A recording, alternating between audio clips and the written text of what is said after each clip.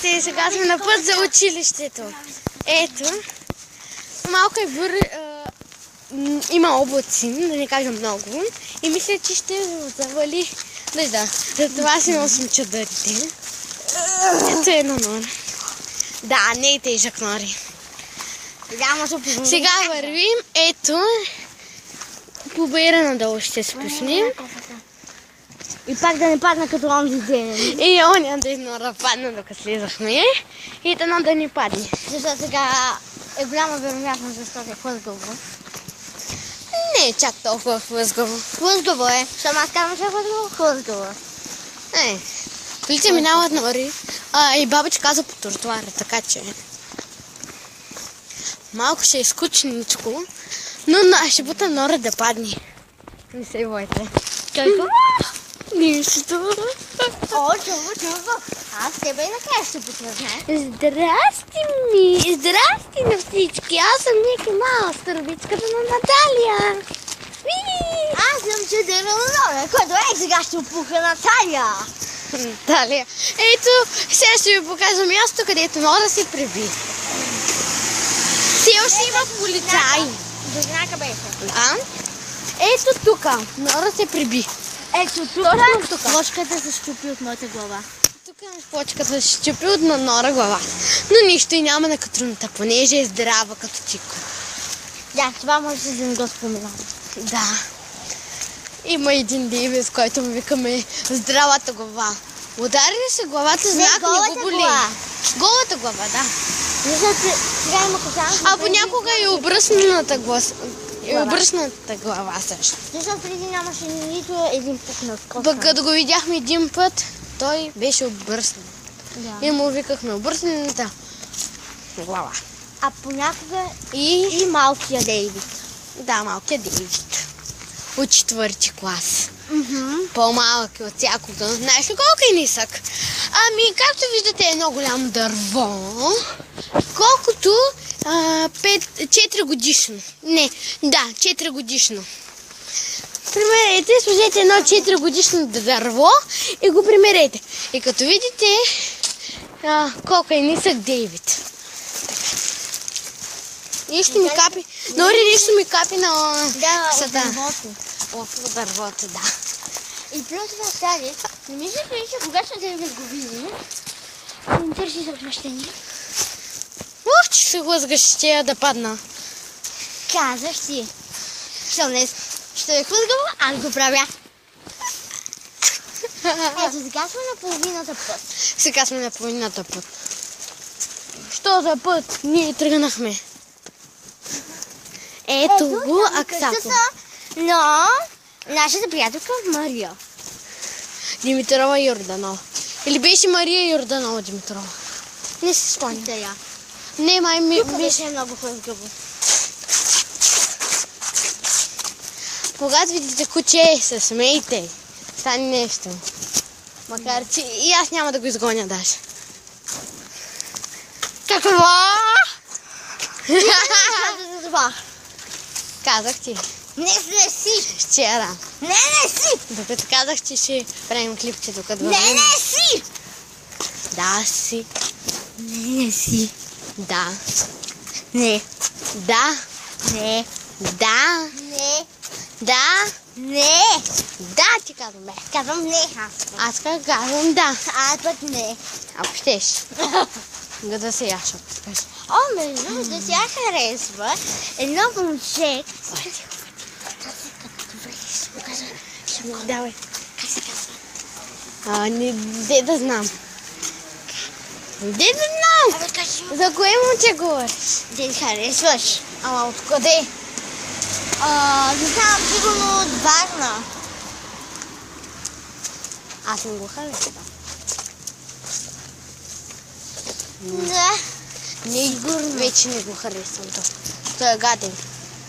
Сигурно. Заменце, на кова? Значи има сватба. О, вижте колко охлюви. Дайте имам един за спомен. Ето, вижте. Ако сте видели, но има нори, вземи и охлюв да го покажем. Ето. Ето го охлюво. Нори, намокри се ръката. Служиш ли си? Тук има много охливи, значи има много трева. Ами то като гледам много трева има. Изморих се, Нори, носи ме. Какво? Носи ме, изморих се. Ами аз не извиних, ама що да храня? Да си наколя? Сега ще прекъснем малко на пауза. После, като стигнем до половиния път, ще ви кажем. Ето и ни пак. Така. Да, наистина го Нори. Тук е яка кооперация на нашата приятелка. И тук на бордюра, ето тук, открихме ластици. Един кашон с ластици. Странно. Така. Сега. Нори, ела да мине от тук. Не. Има едно кучика и пробвах Нора дали ще разбере. Но разбра, че има кучи точно ето тук. Тая къща да я снимах. Яка кола. Яка синя кола. Не е по-яко от маздата на моите леdo. После ще ви покажем едно сладко кученце. Ще ви покажем едно сладко кучете. Дето го кръстихме на брат ми. Брат ми се казва Любомир и кръстихме кучето Любомир. Но след като е момиче, Но да го кръстим Любка. Но след като разбрахме, че е момиче, го кръстихме Любка. На Галя, но на жена. Да. Не знаехме, че е момиче. Ние мислихме от една година, че е момче. От една година. Но разбрахме, като леличката ни каза, че е момиче. Тази година. И разбрахме, че трябва да го кръстим женско име. И аз казах Любка. Ние казахме Любка. Ние казахме Любка с Нора. Нори, между другото, страницата имаме страница 2 най-добри приятелки. Така, Саша снимка. И Леля ми е харесала също. И какво е написала? Еми нищо. Също така и майката на Нора, моята снимка. И майката на Нора, ние качихме една снимка. Семейна. Майката на Нори написа: вие сте малки маймунки. Това... Благодаря, тя ще обясни подробно. Мерси. Много. Ето, сега ще ви покажем къщата на Любка. Ето тук. Живея аз. Но ходих да вземам Норито. Харесва ли ви къщата ми? Аз, между другото, живея с Нора понякога. Ние оставаме двете в тази къща. Тук живее и кучето също. Той е моето куче всъщност. Но, спокойно, аз и Нора понякога живеем. За една година. Но... Тогава защо не влезеш тук, Зали? Нори, ами сега майка ми е заключила къщата. И къде работи майка си? Майка ми работи като учителка в училището. Така. Много си близо до училище. Нали? Нора пък живее в...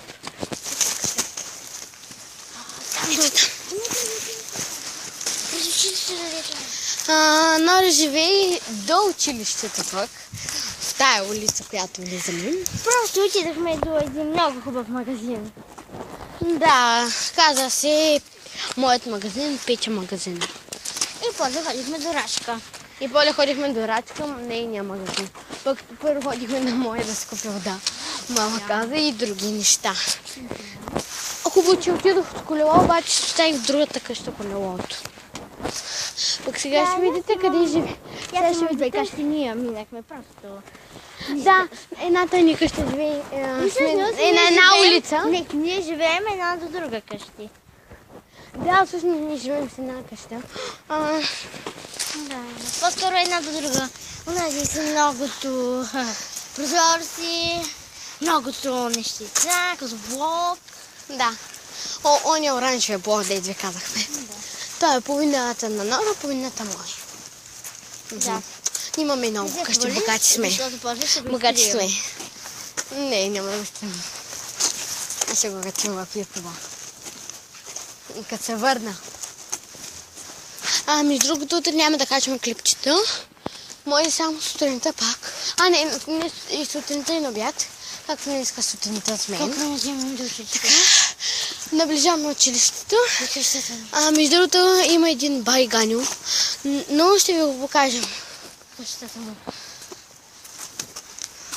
Ади махни. Кола. Идва кола. За първи път минава тук кола се една. Мимито! Моята приятелка, където ви показах къщата. Така, това е всичко. Чао!